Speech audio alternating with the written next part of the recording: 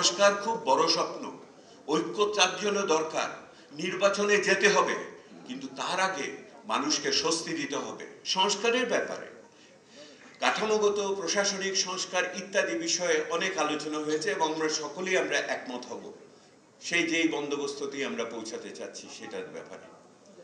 কিন্তু যে বিষয়টি আমার কাছে একটু আশ্চর্য লাগে, এই আলোচনার ভিতরে আমার কাছে একটু ঘাটতি লাগে, এটা আমার পেশার কারণে, সেটা হলো যতখানি না উপরি কাঠামো নিয়ে আলোচনা হচ্ছে, এই দেশের সমাজের ভিত্তি নিয়ে তো অত আলোচনা হয় না।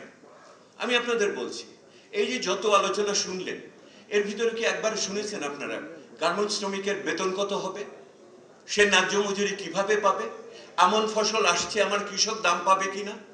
আপনি কি জানেন এই মুহূর্তে মধ্যবিত্ত 80 টাকার শাকের আটি কেমন করে খাবে? কই সেই আলোচনাটা তো আসে না। এই যে যুব সমাজ বসে আছে, একবারও তো আলোচনা হলো না কর্মসংস্থান কেমন করে হবে, ওই সংস্কার কি আমি দেখেছি? কিসের উপরে কাঠামোর সংস্কার করবেন যদি আমার ভিত ঠিক না থাকে? ক্ষমতায়ন তো, আসল ক্ষমতায়ন তো হলো রুটি রুজির ক্ষমতায়ন। আমার কাছে এইখানে খুব কষ্ট লাগে যে এই বিষয়গুলো আমাদের নেতৃবৃন্দ যত্ন করে দেখছেন না। এটাতে আমাকে তৃতীয় বিষয় আমাকে নিয়ে আসবে, এবং এই তৃতীয় বিষয়টা আমার আসছে যেহেতু মাননীয় প্রধান উপদেষ্টা আমাকে একটা অত্যন্ত সম্মানের দায়িত্ব দিয়েছিলেন, সেটা সময় মতো শেষ করতে পারায় আমি আমার সহকর্মীরা খুবই গর্বিত বোধ করি।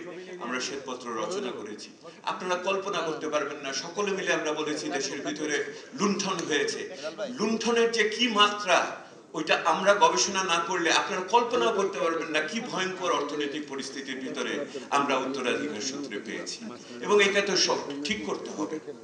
কিন্তু প্রশ্ন হলো আমার তৃতীয় বিষয়, ওই ঠিক করার জন্য যে সময়, সে সময় কি জনগণ আমাদের দিবে কিনা?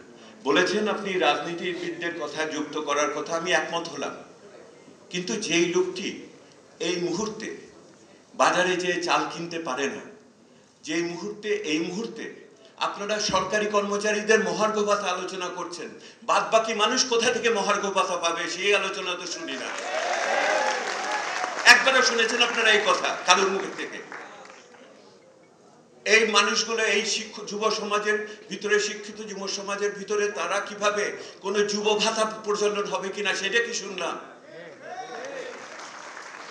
না তো। ধৈর্য ধরবো কিভাবে যদি আমার পাশের বাড়িতে রাত্রিবেলা 11টার সময় ডাকাতি হয়, সবচেয়ে সম্ভ্রান্ত বাড়ি এলাকাতে? তাহলে যদি ওই নিরাপত্তা যদি আমার না থাকে, কতদিন আমি সংস্কারের জন্য অপেক্ষা করে থাকবো? আইন শৃঙ্খলা যদি এই অবস্থায় হয় সচিবালয়ের ভিতরে, তাহলে আমরা নিরীহ নাগরিকের আমার কি অবস্থা হবে? কার কাছে যাব? সেহেতু সংস্কার খুব বড় স্বপ্ন, ঐক্য তার জন্য দরকার, নির্বাচনে যেতে হবে, কিন্তু তার আগে মানুষকে স্বস্তি দিতে হবে। সংস্কারমুখী মানুষকে বিপথে নিয়ে যাবেন না, তাকে আইন শৃঙ্খলা না দিয়ে, তার খাওয়ার ব্যবস্থা না করে, তার চাকরির ব্যবস্থা নিশ্চয়তা না করে। এটি আমার তৃতীয় বক্তব্য ছিল। আমার সর্বোত্তম পেতে গিয়ে আমি যেন উত্তমকে হারিয়ে না ফেলি। ইংরেজিতে বলে good is the enemy of the best. আমি সর্বোচ্চ পর্যায়ে যেতে চাই, কিন্তু এই মুহূর্তে সমস্যাগুলোকে মনোযোগে যদি না নেই, তাহলে ওই জায়গাতে যে আমি পৌঁছাতে পারবো না। উপরে আলোচনা করেন মানুষের জীবন জীবিকা, নিরাপত্তার কথা ভুলে যাবেন না। সেটা থাকলে মানুষ ধৈর্য ধরে আমাদের সকলের সাথে থাকবে। রাজনীতিবিদদেরও এই উপলব্ধিটা আনতে হবে। আপনারা সকলে ভালো থাকবেন। ধন্যবাদ।